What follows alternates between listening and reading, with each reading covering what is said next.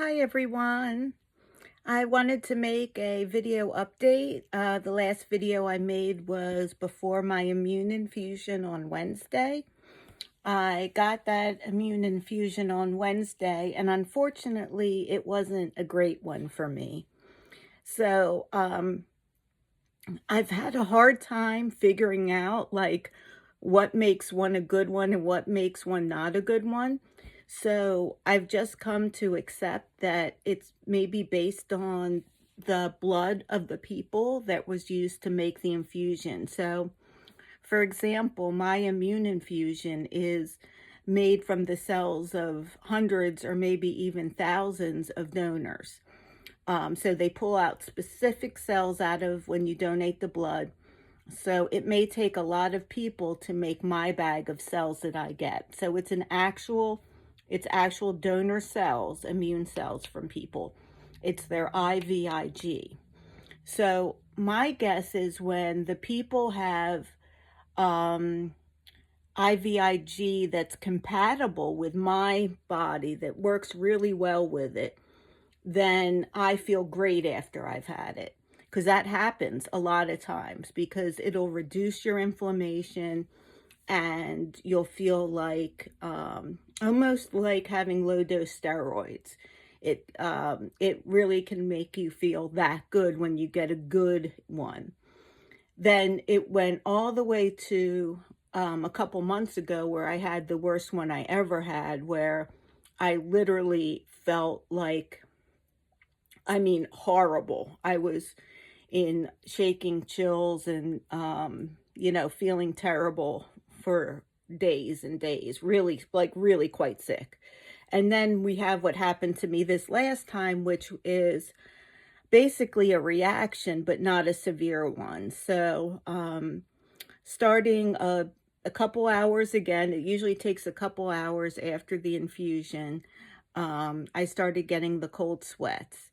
And ever since the infusion, I've been having really bad cold sweats, and I've been severely, severely fatigued. So I've basically been sleeping most of the days.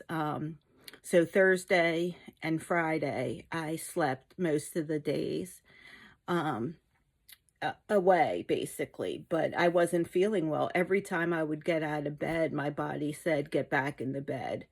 Because I would start sweating out, I would start like shaking. It was like, no. So, but if I got in bed and I laid in bed, I'd have like the cold sweats and stuff, but it wouldn't be terrible. So I've just been staying in bed the past couple of days. But I was hoping, there's a Lebanese festival that started yesterday that I was really hoping to get to, being that I'm Lebanese. So I was hoping to feel well enough to go today. So far, I've gotten out of bed a little bit and gotten the cold sweats, but not the shaky feeling. So I was wondering if I could ask for some extra prayers today. Even if we can just drive there and Mark can get me some of the food and bring it to me in the van and I don't get out, I would just like to be able to be well enough to go. So if you guys could just pray and intend, visualize me at a Lebanese festival, eating some Lebanese food, eating some kibbeh maybe, um, I would really, really greatly appreciate it. Yeah, so I don't feel terrible, especially if I'm just hanging out in bed, watching videos and falling asleep. I literally slept most of the day the past 2 days. So, um, I can even nap on the way there, I guess. But yeah, we'll see. One of the things I've been struggling with is how much Mark has limited his life to support me through fighting this disease. Because my immune system's been so compromised, he's really had to limit where he goes, what he does, and who he interacts with.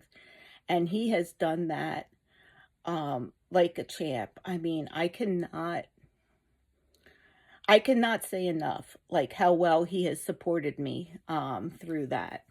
And, the fact that neither one of us has gotten COVID through this whole time is like a testament to how well he's, masked up and how much he's limited. He doesn't, there are places that you just can't go because, like, you can't go out to dinner with friends because there's no way to do that safely, right? You can't have your mask on and eat.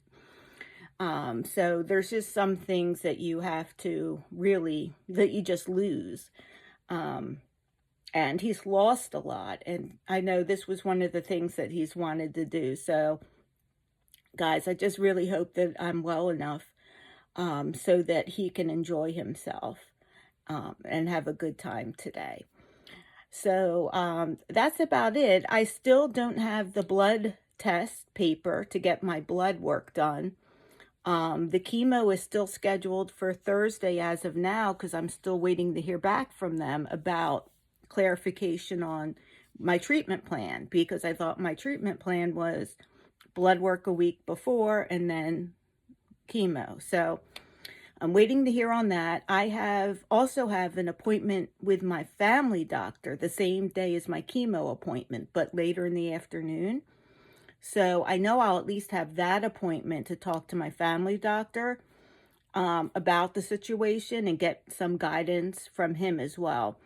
I've mentioned him in the past. He is awesome, and I know that I can get some good advice from him on how to communicate. And also, how to communicate and what I can do to make the process better. And he'll also, I know, volunteer to do anything he can do to help. So I am so grateful for all my doctors, and even the doctor that's now I'm having this communication issue with. He's an excellent doctor. Without him, I don't know that I would be alive.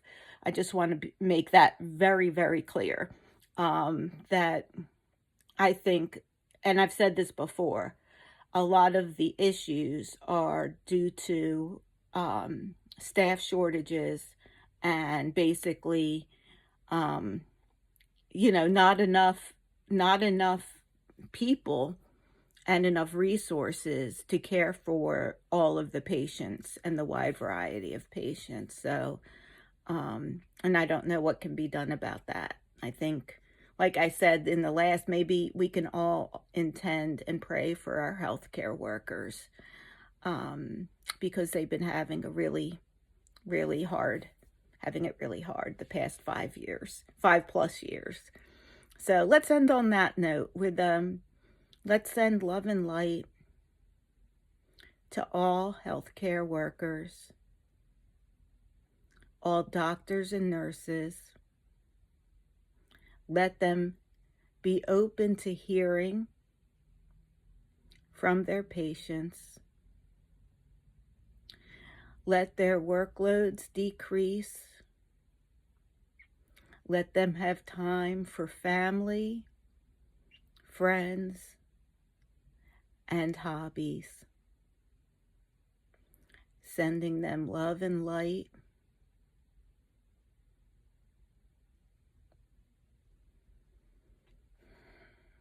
I love you guys.